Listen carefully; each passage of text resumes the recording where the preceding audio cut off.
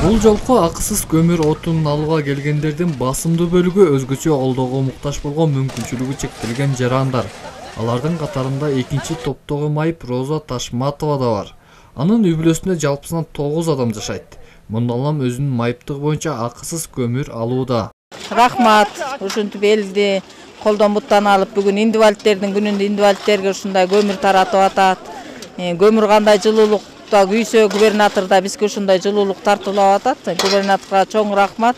Ал иштеринде ийгилик болсун, чоң албан ийгиликтерди карайм, элге кайрымдуу, жакшы, Алла Таала Кудайым колдоп жүргөн губернаторлордон болсун. Нарын шаарында жашаган 400дөн ашуун үй бүлөнүн ар бирине акысыз 10 кап берилип жаткан бул көмүр отуну дубан башчысы Сабыркул Ашимбаевдин демилгеси менен таратылууда. Облус жетекчисинин айтымында таратылып жаткан көмүрдү алып келүүдө бюджеттен бир дагы сом каралган эмес. Бардыгы тең демөөрчүлөрдүн көмөгү жана облус жетекчилигинин демилгеси менен ишке ашырылууда. Муну менен да токтоп калбайт, Кудай буйрса дагы сүйлөшүүлөр болуп атат. Бул таратылып бүткөндөн кийин дагы мындай запас иретинде дагы калып калган үй бүлөлөргө өзүнчө дагы бир 200 тоннадай буйрса чечип атам.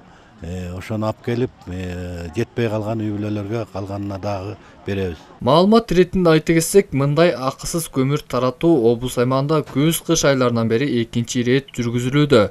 Жалпысынан бул багытта акысыз берилүүчү 1450 тонна көмүр отуну облус жетекчилиги тарабынан даярдалган. Азыркы күндө бул көмүр отунун дээрлик жарымы таратылып берилген. Мындай демилгени колдогон жарандар өз ыраазычылыктарын билдиришүүдө.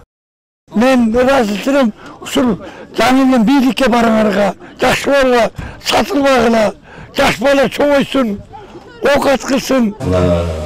Шаардын мэрия жетекчилери келип атат.